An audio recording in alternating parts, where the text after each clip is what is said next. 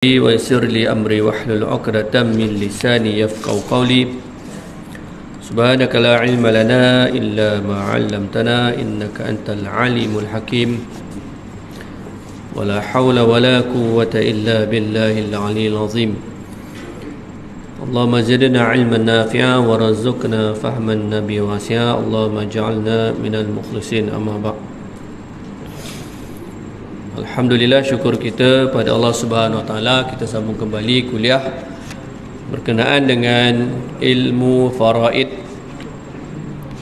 Kita menggunakan buku bertajuk Faham Faraid, muka surat 34. Muka surat 34, perenggan yang kedua. Sebab penurunan ayat ini adalah riwayat Imam An-Nasa'i. Ayat mana? Ayat yang ke-176. Ayat yang ke-176. Secara ringkas je, ayat ini dia ceritakan tentang pembahagian pusaka kepada adik-beradik. Adik-beradik lelaki, adik-beradik perempuan.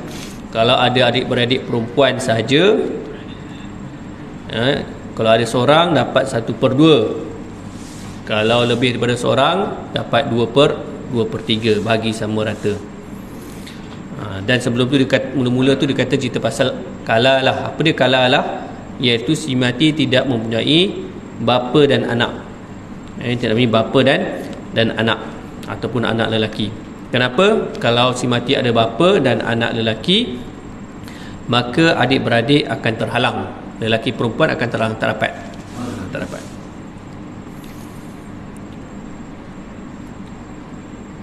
Baik. Itu kalau ada anak ni, adik-beradik perempuan sahaja. Kalau ada adik-beradik lelaki dan perempuan, jadi bahagian mereka yang perempuan tu 1/2 dengan 2/3 tu dibatalkan ataupun terhapus, tak guna. Sebab ada adik-beradik lelaki. Jadi mereka bersama dengan adik-beradik lelaki itu akan mendapat secara asabah ataupun baki daripada harta. Kalau ada waris yang fardu, contohnya ada isteri dapat 1/4 contohnya, baki 3/4 tu diberikan kepada adik-beradik lelaki dan perempuan. Tetapi kadar pembahagian mereka daripada baki itu adalah nisbah lelaki 2 bahagian, perempuan 1 bahagian. Lizakari mithlu hazil unthayain. Kadar tu dia bukan sama rata. Dia bukan sama rata. Adik-beradik yang sama rata ni, ingat, adik-beradik yang seibu saja. Adik-beradik seibu, lelaki dan perempuan, kadar mereka adalah sama rata. Bagi sama rata. Tapi kalau adik-beradik seibu sebapa ataupun sebapa, kadar mereka 2:1. Macam anak lelaki dengan anak perempuan, cucu lelaki dan cucu perempuan. Okey. Jadi kita tengok sebab turunnya ayat yang ke-176 surah An-Nisa ni, iaitu daripada Sayyidina Jabir radhiyallahu anhu. Dia berkata, kata Sayyidina Jabir, ketika aku sedang sakit, Sayyidina Jabir ni tengah sakit, datang baginda Rasulullah sallallahu alaihi wasallam. Dia bertemu dengan aku. Jabir kata, maka aku berkata, wahai Rasulullah, aku ingin berwasiat memberikan 1/3 daripada hartaku kepada adik-beradik perempuanku. Jadi dia kata macam tu, dia berwasiat. Dia kata, kalau aku mati Rasulullah, aku nak bagi kepada adik-beradik perempuan aku ni 1/3 daripada harta pusaka, daripada harta pusakaku ni. Kemudian sabda Rasulullah sallallahu alaihi wasallam, baik. Okey, baik.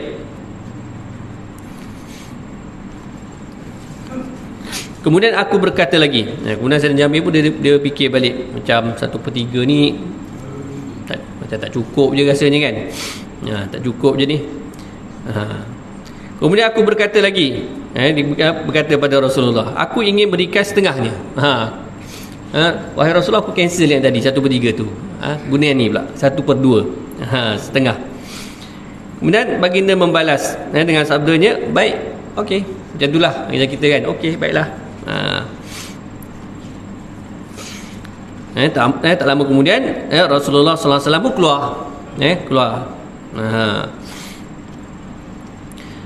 Dan tiada lama kemudian baginda masuk semula. Masuk pula. Masuk semula ke rumah Jabir seraya bersabda, ini sabda baginda Rasulullah SAW, aku merasakan kamu tidak akan mati kerana penyakitmu ini. Aku rasamu takkan mati dengan penyakitmu ni. InsyaAllah akan baik, akan okey. Tak lama kemudian, sesungguhnya Allah Ta'ala telah menurunkan ayat. Ni ketika baginda keluar tu, turunlah ayat 176 ni. Allah telah menurunkan ayat yang menjelaskan pembahagian warisan bagi adik-beradik perempuan, iaitu sebanyak 2/3. 2/3, iaitu bilangan mereka lebih daripada seorang.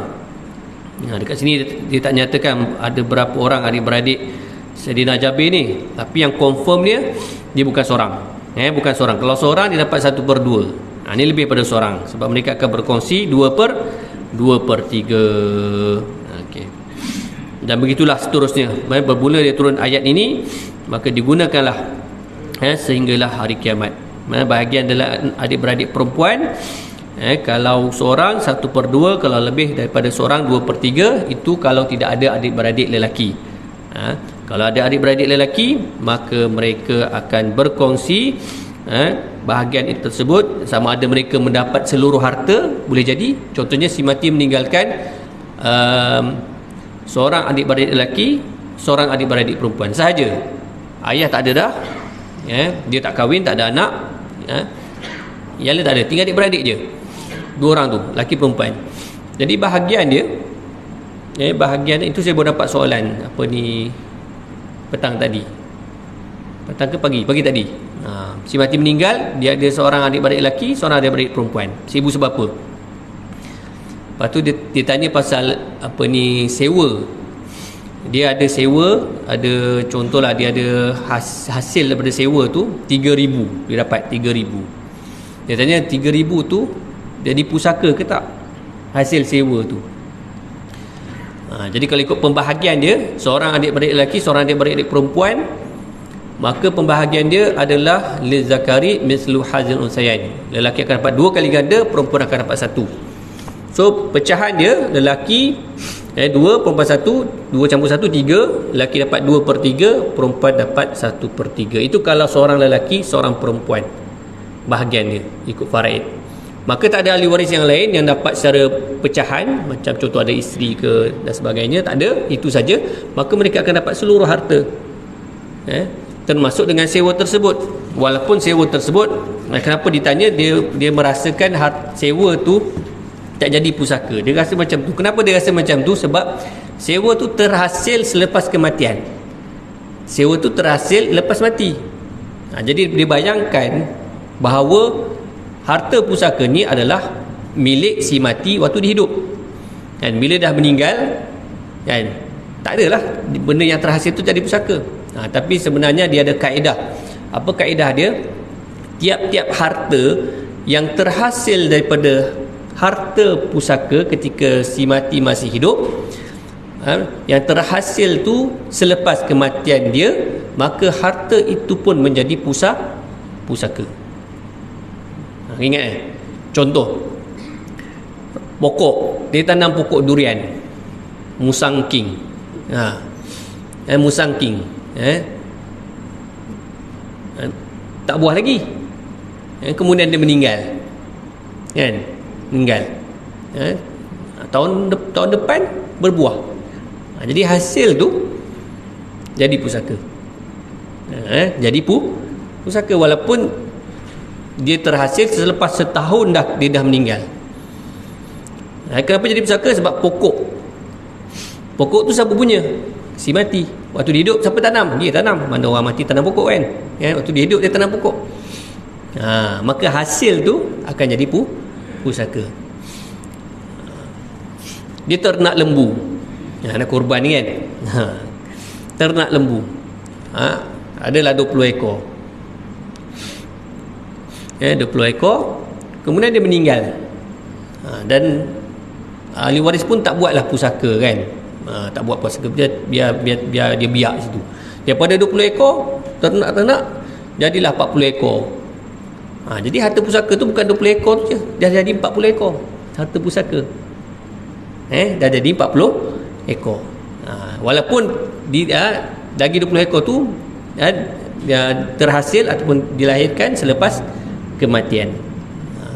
So samalah hasil sewa, ada rumah sewa, ada kedai lot kedai sewa, tanah sewa pun sama juga akan jadi pusaka. Maka daripada 3,000 tu, so bahagian pecahan faraid dia yang wajib tu adalah 2/3 lelaki, perempuan 1/3.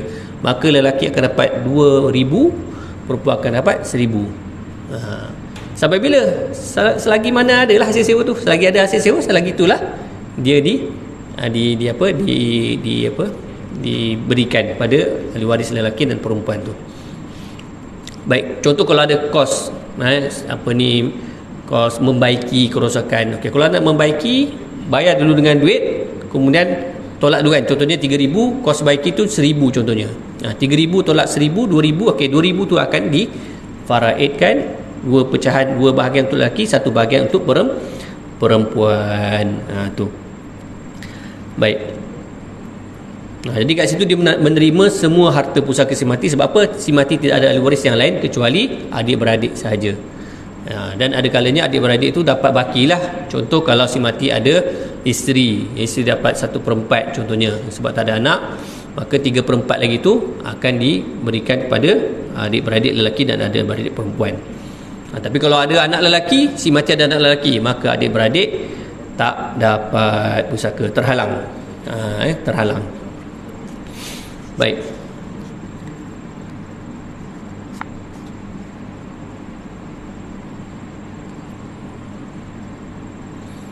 Okey, habis berkenaan dengan sumber yang pertama, hukum berkenaan dengan pembahagian pusaka, iaitu Al-Quran.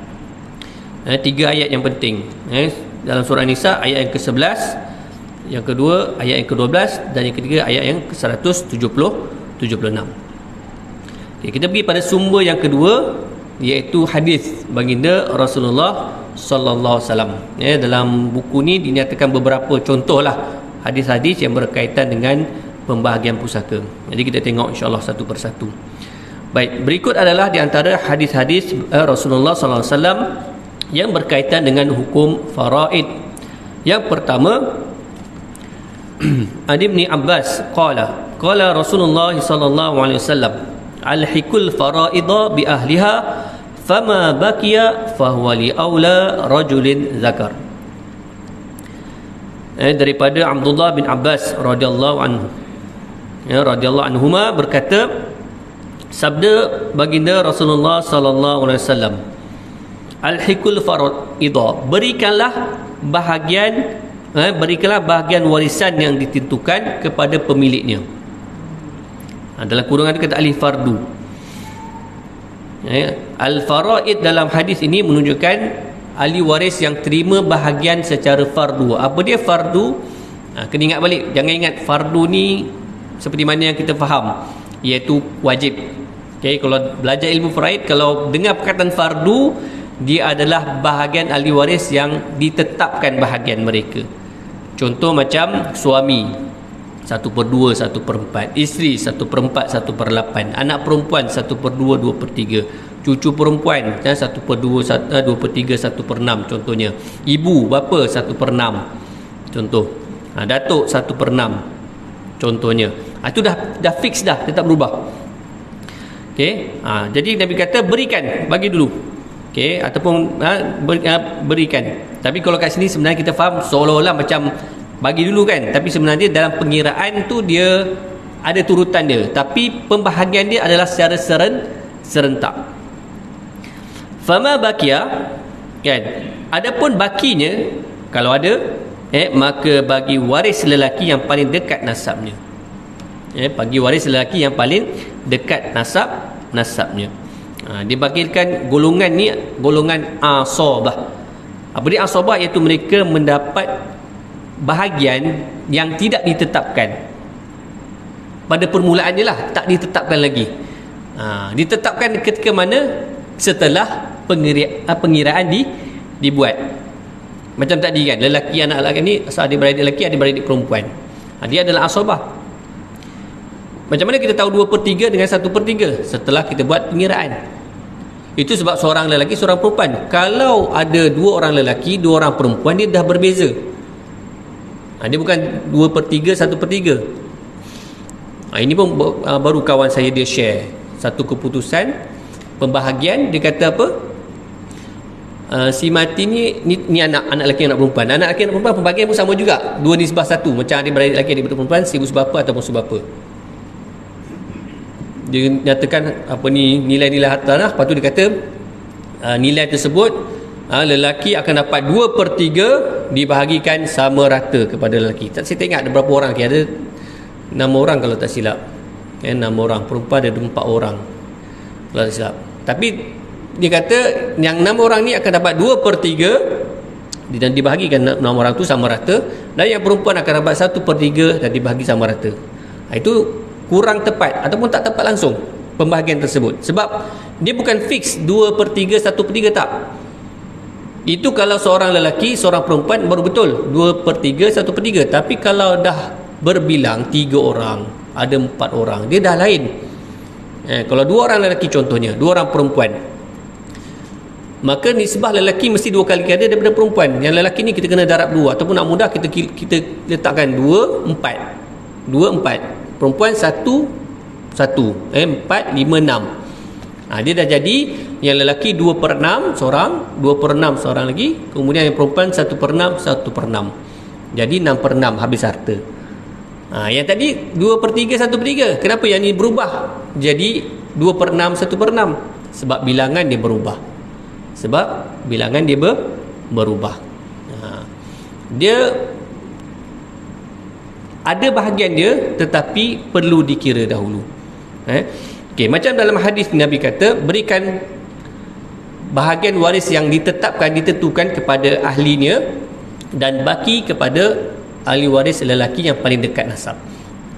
Kita ambil contoh, si mati ada suami, tidak ada anak, dan kemudian dia ada adik-beradik lelaki seorang. Suami akan dapat berapa? Suami akan dapat 1/2. 1/2. Surah An-Nisa ayat yang ke-12. Walakum nisfu ma taraka azwajukum illam yakul lahunna walad. Suami-suami akan dapat 1/2 jikalau si mati tidak mempunyai anak. Suami dapat 1/2. Adik-beradik ada seorang lelaki. Dia dapat berapa? Ni Nabi kata apa? Fama baqiya fahuwa li aula rajulin zakat. Dia akan mendapat baki daripada bahagian ahli fardu yang telah mengambil. Suami dapat 1/2, baki dia 1/2. Maka diberikan kepada adik-beradik lelaki. Jadi ketika itu adik-beradik lelaki adalah bahagian dia. Berapa bahagian dia? 1/2. Itu sebab dia bukan, kita faham kalau zohir daripada hadis ni seolah-olah suami ambil dulu 1/2 harta dia, duit kat bank tu kalau ada 4 juta, ambil dulu 2 juta, lepas tu lagi 2 juta bagi pada adik-beradik lelaki. Tak, dia bukan macam tu. Dia pengiraan, ini untuk pengiraan, nak kira dulu. Kalau ikut dia punya tertib dia, kalau nak kira, kita kena kira dulu yang pecahan dulu, baru boleh tahu baki. Mana boleh kita tahu baki dulu baru tahu pecahan, kan? Susunan ni kena tahu pecahan dulu.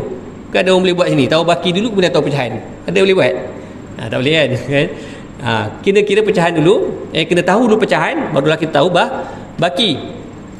Jadi dah tahu pecahan 1/2, barulah kita tahu baki dia 1/2, dan baki itu diberikan kepada adik-beradik lelaki. Maka ketika itu dah tahulah pecahan dia, iaitu 1/2.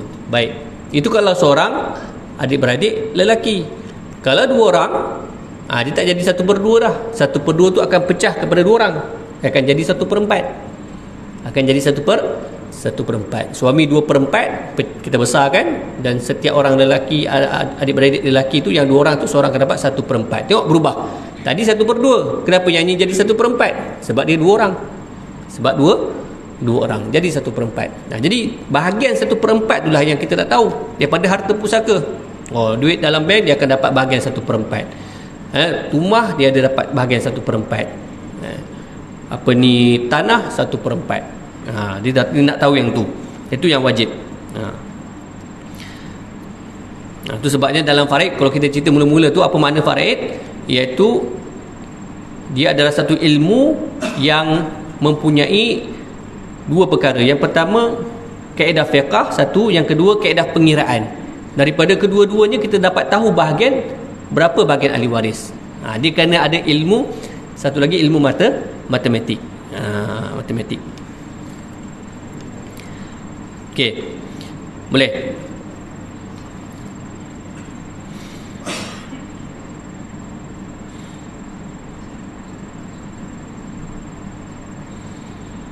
Okay, itu yang pertama.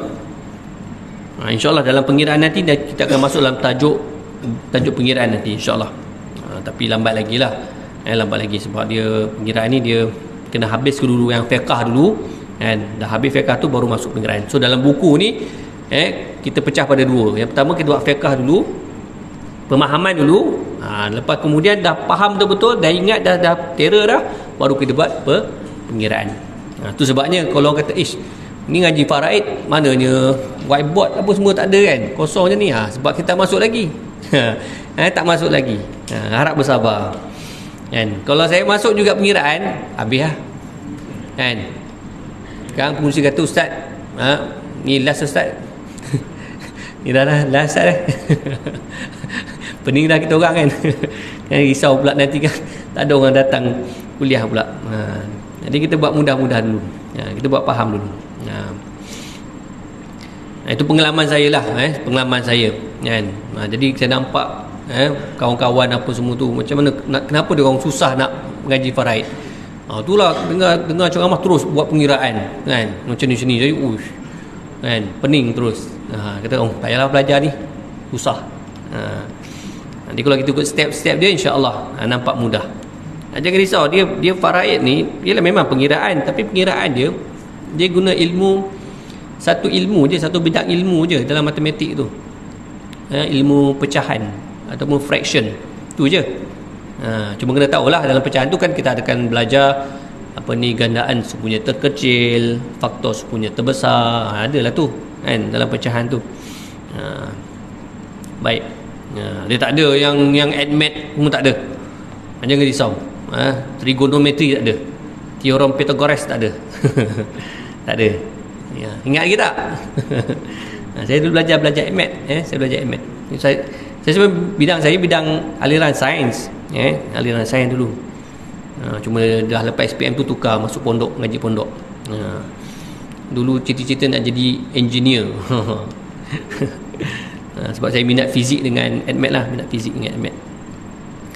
Baik.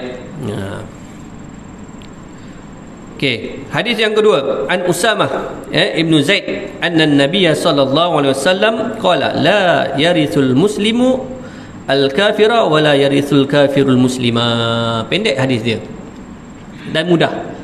Kalau kita tengok hadis-hadis Rasulullah SAW mudah, ringkas dan mudah. Ringkas dan mudah. Tengok daripada Usamah bin Zaid radhiyallahu anhuma. Sesungguhnya Rasulullah SAW bersabda, orang Islam tidak mewarisi orang kafir dan orang kafir tidak mewarisi orang Islam. Orang Islam tidak mewarisi orang kafir dan orang kafir tidak mewarisi orang Islam. Apa makna dia? Dalam pembahagian pusaka, antara syarat utama seseorang yang menerima pusaka, dia hendaklah beragama Islam. Beragama Islam. Maksudnya kalau dia ni bukan Islam ataupun belum Islam, ataupun satu lagi murtad, nauzubillah min zalik. Kalau dia murtad, maka dia tidak akan mendapat pusaka daripada orang Islam. Dia dalam dua keadaan. Yang pertama, macam mana boleh berlaku? Yang pertama, contoh mu'allaf, dia baru masuk Islam, mak ayah belum masuk Islam lagi, kemudian dia meninggal dunia. ada isteri seorang, kan? Maka anak tak ada, isteri akan dapat 1/4. Baki dia 3/4. Dapat pada siapa? Mak ayah tak boleh, sebab mak ayah belum Islam. Walaupun lepas pada tu dia mengucap, kan? Mak ayah belajar faraid, kan? Uish, yang dapat pusaka Islam, pergi ke pejabat agama, mengucap 2 kalimah syahadah, alhamdulillah Islam, kan? Nak minta harta pusaka, nak minta harta pusaka anak, kan? Saya dah Islam ustaz, saya dah mengucap ni saya ada sijil, ada kad dia. Tapi kenapa tak dapat juga? Kenapa tak dapat? Sebab ketika anak dia meninggal, dia masih lagi belum Islam. Masih lagi belum Islam, dia tak dapat. Dia dapat kalau dia masuk Islam sebelum anak dia meninggal, barulah dia dapat. Sebab inilah hadis ni, hadis ni. Sama juga orang murtad yang kedua, orang murtad, kan? Anak murtad, ikut apa ni, boyfriend dia, Shah Rukh Khan contohnya, kan? Minat cerita Hindustan, muka macam Shah Rukh Khan, ikut dia, minta tukar masuk Hindu, ikut Hindu. Auzubillah, kan? Kemudian ayah dengar berita tu, selama ni duduk didik anak apa semua, kan? Dengar tu sakit jantung, meninggal. Meninggal. Bila meninggal, anak tersebut takkan dapat pusaka. Takkan dapat pusaka. Sebab ketika ayah meninggal, dia dalam keadaan murtad. Dia tidak Islam. Dia tidak Islam. Sama juga walaupun lepas pada tu, dia masuk Islam balik, tapi tak dapat juga sebab dia ketika ayah meninggal, dia dalam keadaan tidak Islam, ataupun murtad, tak dapat. Baik. Kemudian Nabi kata, dan orang kafir tidak mewarisi orang Islam. Orang kafir tidak. Yang ni yang kedua ni patut yang cerita tadi. Yang kedua tu yang cerita tadi. Orang kafir tidak mewarisi orang Islam. Yang pertama, dia orang Islam tidak mewarisi orang kafir, nak menunjukkan keadilan Islam tu. Memanglah orang kafir tak boleh mewarisi harta orang Islam. Pun begitu juga, kami pun tak dapat juga. Kalau contohnya kamu meninggal dunia dan kamu ada anak yang Islam, maka dia pun tak dapat pusaka. Dia tak dapat pusaka. Dia tak dapat pusaka. Tak pusaka. Tapi kalau dia ada wasiat, itu lain cerita lah, kan? Kalau ada wasiat tu lain cerita, kan?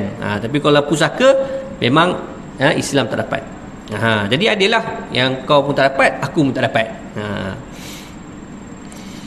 Tapi kalau dalam undang-undang Malaysia ni boleh, ada boleh, boleh. Tapi mungkin dia kategori tu kategori wasiat lah, kategori wasiat. Tapi sebenarnya tak boleh.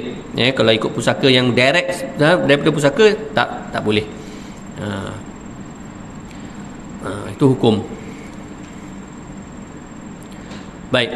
Tu nanti kita akan tengoklah dalam tajuk apa ni, syarat-syarat nanti, insya-Allah secara lebih detail lagi nanti. Okey, seterusnya hadis yang ketiga, an Ibni Buraidah an abihi anna Nabiy sallallahu alaihi wasallam ja'ala lil jaddati sudus idza lam yakun dunaha Daripada Abdullah bin Buraidah, daripada ayahnya radhiyallahu anhuma, sesungguhnya Rasulullah sallallahu alaihi wasallam memberikan kepada nenek, jaddah, nenek, tak kiralah nenek sebelah ibu ataupun nenek sebelah bapa, berapa dia baginda bagi, iaitu 1/6. 1/6 ketika mana apabila si mati tidak mempunyai ibu. Nenek pun boleh dapat. Nenek sebelah bapa dan nenek sebelah ibu akan dapat bahagian 1/6 jikalau si mati tidak mempunyai ibu. Sebab apa? Kalau ada ibu, nenek terhalang, nenek tak dapat. Nenek tak dapat, ibu je saja akan dapat, sebab ibu akan menghalang dua. Ibu akan menghalang dua orang nenek. Nenek sebelah bapa pun dia akan halang, nenek sebelah ibu pun dia akan dihalang. Memang kalau kita tengok kan, ibu ni mak dia nenek lah, kan? Nenek sebelah ibu. Memang secara logik je memanglah dia akan halang sebab dia masih hidup. Yang ibu ni darah daging dia. Kalau dia masih hidup, ibu dia tak dapat. Tapi dia juga, ibu ni menghalang nenek sebelah bapa. Dia halang mak mertua dia. Walaupun mak mentua tu tak kaitan, dia boleh menghalang mak mentua dia. Tapi kalau hubungan dengan si mati, ibu dengan si mati, lepas tu nenek tu, nenek sebelah bapa. Nenek sebelah bapa. Pun dia halang. Jadi nenek sebelah bapa pun dia tak boleh kata, kenapa aku tak dapat? Aku dengan dia ni, dengan menantu aku ni, menantu je. Kenapa aku tak dapat? Dia bukan dari segi hukum menantu dengan mentua, tak. Dia hukum ibu dengan nenek. Sebab kita ahli waris ni kena ingat, apabila sebut nama ahli waris, kaitkan dengan si mati. Ibu si mati, nenek si mati. Jangan kaitkan antara yang hidup. Macam nenek tadi kan, kenapa aku tak dapat? Aku dengan dia menantu mertua. Dia kalau menantu mertua, itu lain cerita. Kalau menantu mertua dengan si mati, itu memang lain. Tapi ini bukan kait dengan dia yang hidup, kaitkan dengan si mati. Yang ni ibu, yang ni adalah nenek si mati. Jangan keliru. Kadang-kadang buat keliru juga ni, orang tanya soalan kan, Ustaz kan, ya, nak tanya faraid sikit.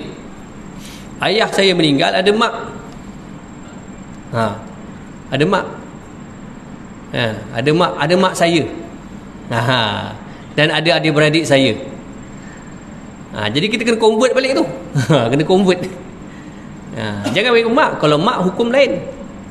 Ayah saya meninggal, ada mak saya. Maknanya si mati ada isteri. Ada isteri. Kadang pening juga kan. Nanti dulu. Ada adik-beradik saya. Maknanya ada anak. Ada anak. Dia lain, hukum dia lain. Kalau mak hukum dia lain, kalau isteri hukum dia lain. Mak si mati hukum dia lain, mak isteri si mati hukum lain. Jadi dalam kes ni bukan mak, dia adalah isteri. Tu kena dipanggil siasatan tu, kena tanya betul-betul. Tu kalau nak tanya saya nanti kan, kaitkan dengan si mati, jangan kaitkan dengan hidup. Pening jadi dia. Jangan. Baik. Okey, baik. Itu kalau tak ada ibu. Okey, contoh kalau kedua-dua nenek ada. Nenek sebelah ibu pun ada, nenek sebelah bapa pun ada. Ibu dah tak ada dah. Maka 1/6 ni bukan 1/6 seorang, dia akan berkongsi. Dia akan berkongsi dua nenek tu. Maka seorang nenek akan dapat 1/12 lah, 1/12. Dan yang menarik bahagian nenek ni, dia satu je. Dia tak sama ahli waris yang lain. Dia ada satu je, 1/6 je. Kalau ahli waris yang lain, macam suami, dia ada 1/2, 1/4. Ibu ada 1/3, 1/6. Bapa ada 1/6. Asobah, 1/6 tambah asobah. Dia ada beberapa pecahan. Anak perempuan 1/2, 2/3. Tapi nenek ni satu je, 1/6 je. Okay. Kalau kata nenek ni ada 2/3, itu kelentong lah. Ada dua, ada 1/3, 1/2 tak ada, itu kelentong. Nenek satu je, 1/6. Sebelah ibu pun 1/6, nenek sebelah bapa pun 1/6. Dia ahli waris, nenek sebelah ibu dan nenek sebelah bapa adalah waris. Yang bukan waris hanya datuk sebelah ibu. Kena ingat, datuk sebelah ibu bukan waris. Bukan waris di sisi faraid, maknanya dia tidak akan mendapat pusaka. Datuk sebelah ibu, datuk sebelah ibu, dia terputus dah tu. Dari segi keturunan darah tu adalah ahli keluarga, tetapi daripada pembahagian pusaka dia bukan ahli waris. Jadi dalam ilmu faraid, dengar baik, kalau saya kata ahli waris dalam ilmu faraid adalah mereka yang berhak mendapat pusaka. Dia jumlah mereka ada 25 orang saja. Ustaz, anak saya keturunan saya ni ada 50 orang kan. Campur semua cucu kan, sepupu sepapak pun 50 orang. Tapi dalam ilmu faraid yang dapat hanya 25 orang saja. Nanti kita akan tengok insya-Allah. Tajuk ahli waris. Kalau dalam buku tu, buku Faham Faraid tu boleh tengoklah. Apa ni bilangan apa ni? Ahli waris tu, peta pokok keluarga tu. Dia bukan semua. Jadi macam datuk sebelah ibu dia bukan waris. Dia panggil ahli keluarga saja dalam faraid. Tapi dari segi percakapan biasa kita tu semua ahli waris kan. Tak ada masalah. Tapi kalau ada belajar ilmu faraid, dia kena set minda kita tu. Ahli waris adalah mereka yang mendapat harta pusaka sahaja.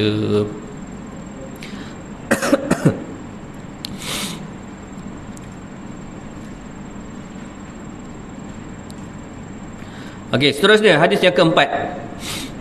An Jabir anin Nabi Nabi sallallahu alaihi wasallam qala idza istahalla al mauludu waritha. Daripada Sayyidina Jabir radhiyallahu anhu, daripada Nabi sallallahu alaihi wasallam bersabda, apabila bayi yang baru dilahirkan menangis, yakni mempunyai tanda bernyawa, maka dia berhak mendapat pusaka. Ini dalam para ayat ini ada satu tajuk khas dinamakan tajuk janin. Tajuk janin ni maksudnya apa? Maksudnya apabila seseorang meninggal dunia, dia ada isteri contohnya, dan isteri itu telah sedang mengandung, maka anak dalam kandungan tu berhak mendapat pusaka. Berhak mendapat pusaka dengan syarat-syarat tertentu. Antara syaratnya yang disabdakan oleh baginda Rasulullah SAW, mempunyai tanda bernyawa, dilahirkan menangis. Lahir itu menangis, maknanya dia hidup, maka ketika tu dia dapat pusaka. Maksudnya apa? Maksudnya ketika di dalam kandungan, ketika dia berada dalam kandungan, ayah dia meninggal dunia, maka dia dah cup dah. Dia dah cup dah bahagian dia. Kalau anak lelaki akan dapat baki, kalau anak perempuan seorang akan dapat 1/2, kalau kembar dalam tu akan dapat 2/3. Dia dah cup dah. Dia dah cup dah. Ketika mana dia akan dapat? Tunggu dia lahir. Tunggu dia lahir. Lahir hidup, confirm dapat. Lahir hidup lelaki, dia dapat. Isteri dapat 1/8, dia akan dapat 7/8. Baru lahir dah jadi jutawan, jangan main. Ayah ada harta 8 juta. Kan? Isteri mengandung, lahir-lahir, meninggal ayah tu. Kandungan baru sebulan. Tunggu lagi 8 bulan kan. Lahir-lahir anak lelaki. Anak lelaki, isteri 1/8 lah dapat. Baki dia 7 juta kan, dapat pada anak lelaki tu. Kan. Ini bukan jutawan segera ni, jutawan ekspres terus kan. Adik-beradik tak dapat. Adik-beradik ni doa lah kan, anak perempuan. Kalau anak perempuan dia boleh dapat adik-beradik kan. Doa anak perempuan, tengok-tengok lain-lain anak lelaki, tak dapat lah kan. Kempunan. Okey. Nanti dia ada tajuk khusus untuk apa ni, bab janin ni. Dia ada syarat-syarat dia lah. Dia ada syarat-syarat dia. Dan juga dia tak semestinya anak. Dia boleh jadi orang lain juga. Kalau dia ahli waris kan, dia boleh jadi anak saudara. Boleh juga anak saudara. Boleh jadi sepupu, boleh juga. Okey. Baik. Seterusnya, hadis yang kelima. Wa an Amrin ibnu Shu'aib an abihi an jaddihi qala Rasulullah sallallahu alaihi wasallam, laisa lil qatili minal mirasi syai'un. Daripada Amru bin Shu'aib, daripada bapanya, daripada datuknya, katanya, kata datuk dia, Rasulullah sallallahu alaihi wasallam telah bersabda, tiada bagi seseorang pembunuh itu sesuatu daripada harta pusaka. Pembunuh tidak akan dapat harta pusaka. Secara detail dia, pembunuh yang membunuh ahli waris, ataupun yang membunuh tu dia merupakan ahli waris kepada orang yang dia bunuh. Itu lebih tepat. Contoh kan, ayah ni bilioner, duit berbilion-bilion lah, umur dah dekat 100 dah. Orang lain lah dekat 100, tak mati lagi kan. Bila anak pun dah umur 70 lah kan aku yang pergi dulu kan. Kan. Kemudian dia buat lah apa ni, buat apa, spekulasi, bukan spekulasi, apa nama dia, konspirasi. Macam ada pengalaman je. Okay, konspirasi, bubuh racun ke apa kan, bunuh ayah dia, meninggal ayah dia, Maka ketika ayah dia meninggal disebabkan dia yang buat, maka ketika tu ayah tak dapat ayah tak dapat pula. Anak tak dapat pusaka. Tak dapat pusaka. Tapi kalau dia bunuh orang lain, tu lain cerita. Dia bunuh orang lain, dia dapat. Kan? Dia bunuh kawan dia. Ayah dengar berita ayah meninggal. Dia dapat pusaka. Dia dapat pusaka. Tapi urusan dia bunuh tu, itu kena selesai lah kan. Kalau hukum hudud bunuh di bab ni kisah kan, dibalas balik. Maka kalau dia meninggal disebabkan hukum hudud tu, maka yang harta yang dia dapat daripada ayah dia tu, itu akan jadi pusaka lah. Akan jadi pusaka. Tapi dia tetap dapat kan. Dia kita tu kata halang sebab dia bunuh orang lain, tak, dia akan dapat. Dia akan dapat. Tapi di hold dululah, sebab dia ada kes membunuh orang. Hold dulu. Tapi bahagian dia ada. Okey, dijatuhkan hukuman hudud, dia dibunuh balas. Maka bila meninggal, bahagian tersebut akan difaridkan kepada waris dia pula. Waris dia pula.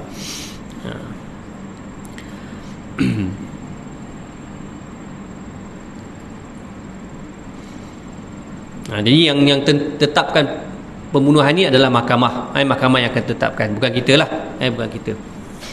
Kalau dalam mazhab Syafi'i dia keras sikit. Dia punya syarat-syarat tu. Pembunuhan tidak sengaja pun dikira sebagai membunuh kan. Kita tengah potong bawang kat dapur kan, ayah kita kat belakang saja nak kejutkan kita kan. Pucut tikam ayah kita meninggal. Pusaka tak dapat. Hati-hati jangan buat lawak benda ni. Dalam mazhab Syafi'i tak dapat pembunuhan tidak sengaja, pembunuhan tanpa niat, tak dapat. Dia apa-apa bentuk pembunuhan, kalau daripada kita dikira sebagai penghalang daripada pusaka. Sebab apa mazhab Syafi'i buat macam tu? Sebab dia nak mengelakkan berlakunya konspirasi yang mengatakan dia tak sengaja bunuh. Kan? Dia boleh tipu. Dia buat kata tak sengaja bunuh. Tapi nak stop terus, tapi dia keras lah. Walaupun kita buat tanpa sengaja pun tetap tak dapat. Tetap tak dapat. Sama lah macam kita bawa kereta kan. Kita nak reverse kereta, tak perasan ayah kita kat belakang ataupun isteri kita kat belakang, terlanggar, mati isteri kita, tak dapat. Pusaka tak dapat. Tak dapat pusaka. Tu kena hati-hatilah. Balik rumah ni kan jaga-jagalah. Okey. Okey.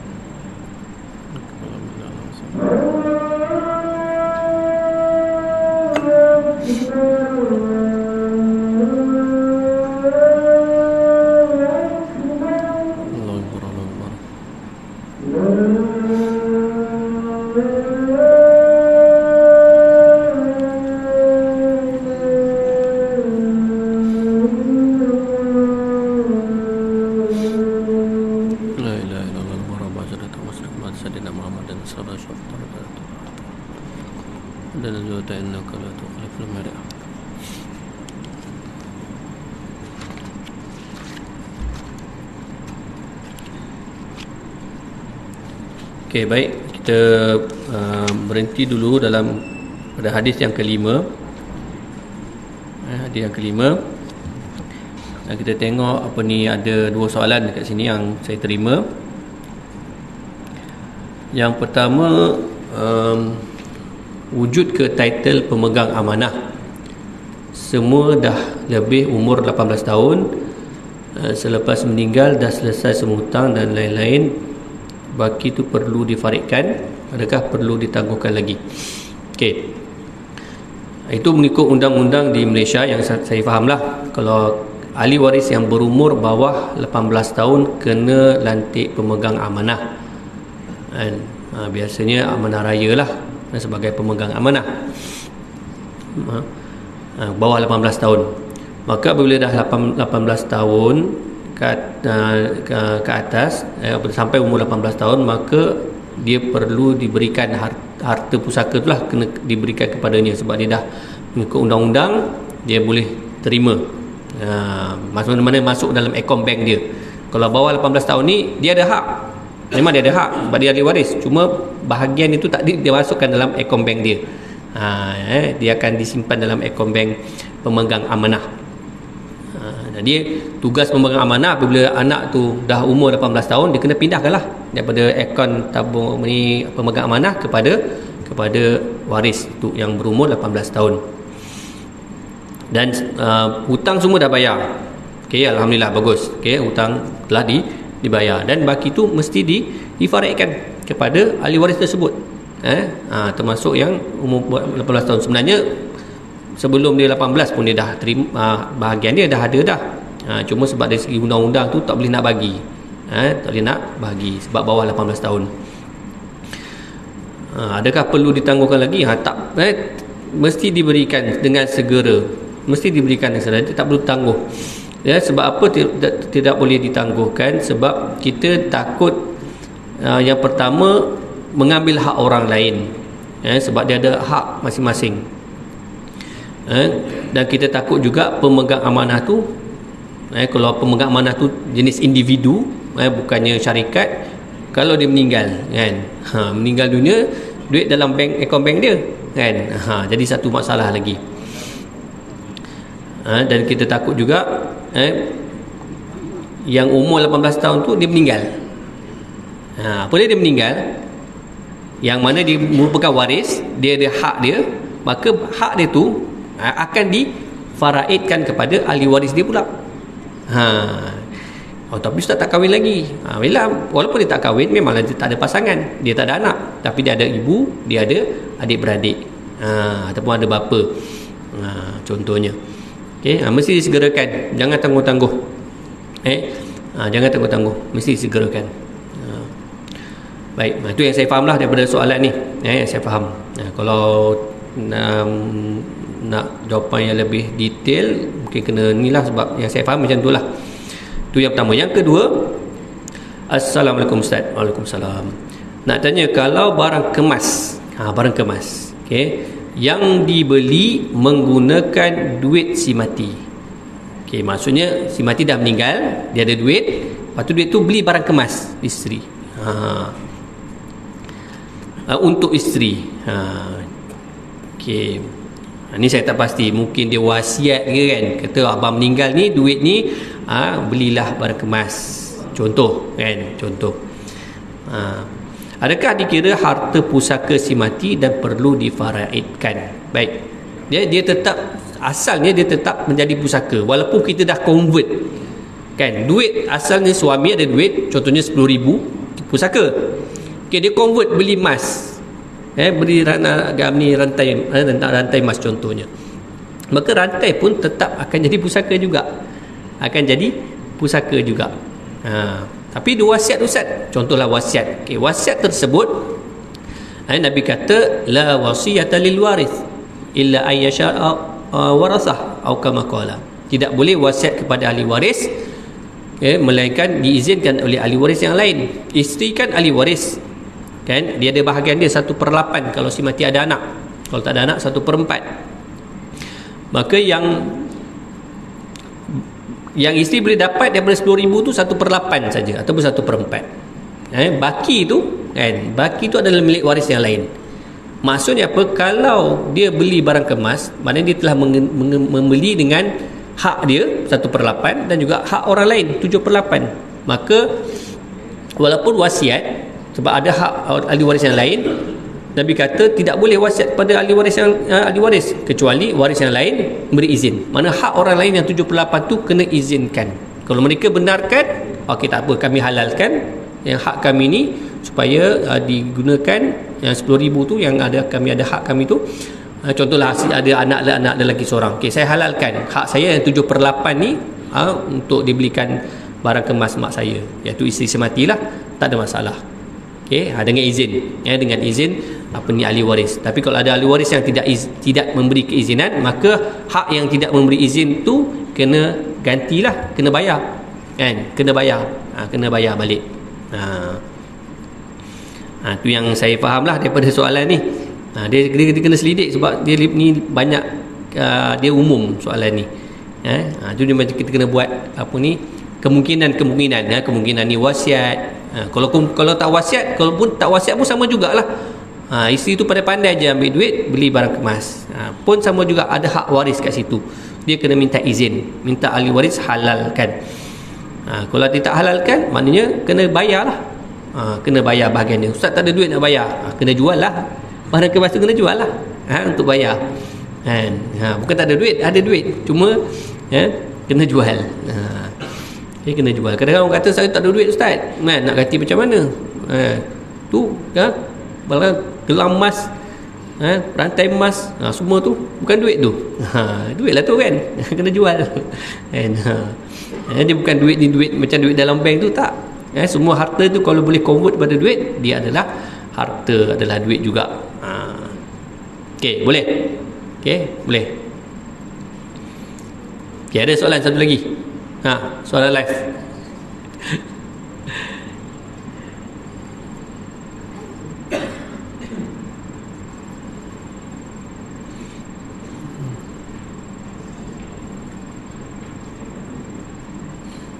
Tak ada? Ada?